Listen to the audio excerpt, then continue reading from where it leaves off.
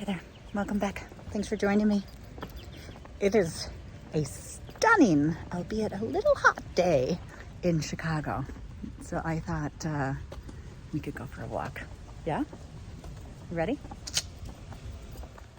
I'm having one of those mornings where I just have a smile plastered on my face, right? One of those days where you're like, wow, there's so many colors of green. You know, I'm trying to figure out, well, no, I'm not trying to figure out, I have figured out. When we chatted last, I was, saying I really needed to, I just needed to right the ship. I needed to pull myself together to get ready for this next sprint of treatment and such. And have you ever heard of Jinefer Lewis? She's an actress, and oh my gosh, she's hilarious, and she has the best delivery, right? Just a profoundly awesome human being. She makes these little videos. Anyways, I'll put a link. You should watch her.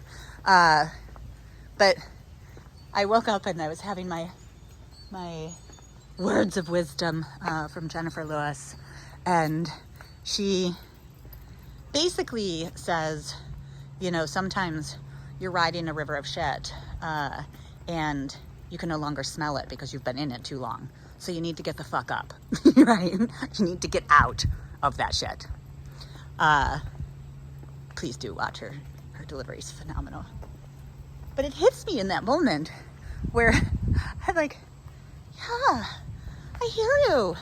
I would like to get off of this whitewater rafting fucking river of shit that, I don't get me wrong.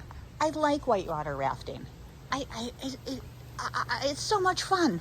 But you do it for short periods of time. You're not going down big swells and stuff all the time. There's gentle moments. There's times where you pull over for a picnic, And and I had a picnic last year when I was able to take a treatment break from my chemo. At that point, I had had 2.5 years straight of chemo, living in crisis, not knowing if I'm going to be alive the next day, moving into a space where I could be strong and I could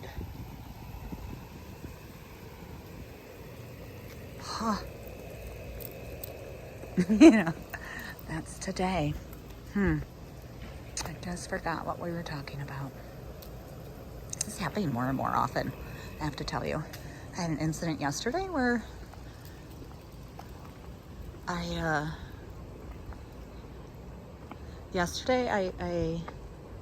met that with a lot of sadness, and I had a meltdown because I had removed some things from my closet and I had put them in my wife's closet, and she's like, oh my gosh, babe, what are these things in why are you putting your stuff here? And I'm like, what are you talking about? Like, I just wanted you to be able to see where your stuff is. What are you doing down here? What are you doing down here? Turns out it was my stuff, and I had forgotten. I didn't realize it was my own clothes. And it just hit me really sadly in that moment. Gosh dang it. What were we talking about? Okay.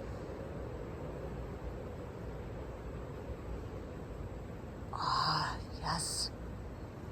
The river of shit that is the life of cancer. Yes, that's what it was. Yes, the river of shit.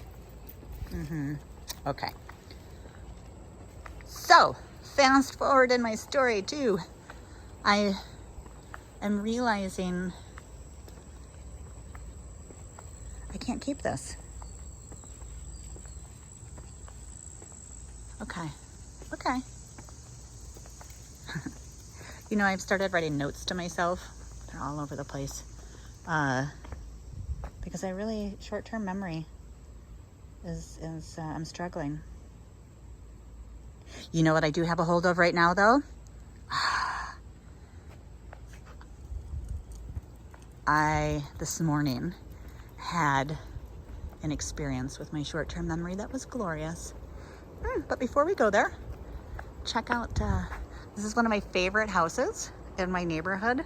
Look at this, just lovely little wonderland of whimsical awesomeness. This is 9 blocks from my house, and I would use it as a measure for when I was feeling better to be able to make it here and back. It always made me smile. Okay, so memory loss.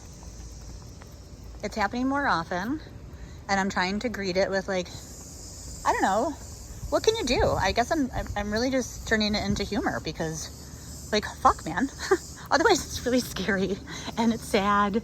And I have those moments, like I said yesterday, I, in my closet, had a meltdown. But this morning, I was going through my stuff because I'm on a rampage of organizing right now, because how does Nicole deal with things? She organizes and plans her way out of everything. So I don't have, check this out, I don't have the plans for my next treatment yet.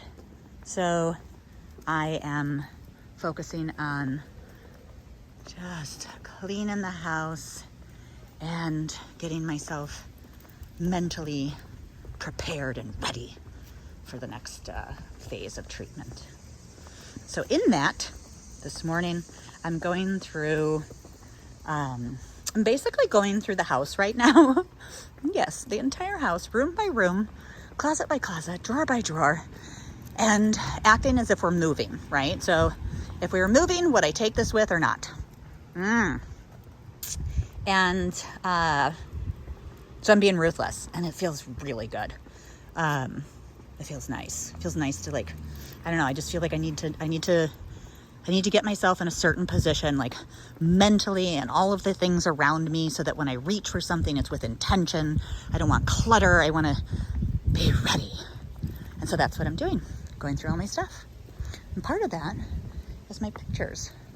Ooh, okay, hold on. Again, so this lovely garden in my neighborhood, there are gardens all over the place like this, just like the park that we take walks in, right?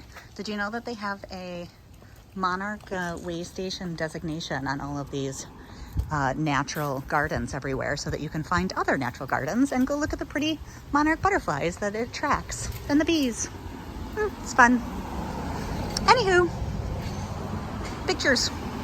I found a pile of pictures, and mind you, I've already gone through my stuff when I was diagnosed. If you recall, I have been the organizer for many a friend as they were managing their death. I used to say that, like, unfortunately, just that much death was around me. But now I think, hey, yep, it was probably preparing me for my future, where I would be doing this for myself. So I'd taken a pass through, gotten rid of all the fluff, and now, you know, the things that I'm going through and my personal items are things that now I want to make decisions of, you know, do I give this to my sister? Because it's like, you know, family memories or childhood memories, or do I leave this for my wife because it's relevant for her? There's a little bit more thought that goes into it, and I thought it was going to be heavy, but I pulled out the pictures that I had left. And it just was like this beautiful envelope of so many life experiences that I absolutely would not have been able to find had I not had these pictures and notes on the back of the pictures to remind me of what this was, right? So it was just so incredibly joyful to pick up these pictures, and it is really what I must have decided when I was super sick and one pinky toe left in life, like what was important to me. And it's so incredibly joyful. It's this really neat collection of my life with my wife, and the life that my sister and I, the relationship we are building together and with her kids. It's just really, it just, again, has me smiling ear to ear, because I'm now filled with so many lovely memories. That's one of the other things that I was thinking about, and it kind of coincided with it, and I think it was really nice to find these pictures right now, is I've really been trying to think this week about, instead of grieving the life that I will not have because of this disease, instead of that at this time, I really want to go back to the foundation of when I started to build my life with my wife, which is really as an adult, when the world became mine, when it was my decisions that were impacting me and only mine. And so I had to take responsibility for myself, and whatever I built was of my own hands and my own fault, right? But it was so joyful thinking about what an amazing life of experiences that I've had, and the person that I am today, that I created. And so I really loved that this morning had a moment. I've had lots of moments this morning about like not remembering things. And when I pulled out this envelope of photos, I didn't even remember that I had tucked it away somewhere, that I had kept it. So thank you to the former me that was thinking about that. Yay. And giving me the experience I had today. Okay.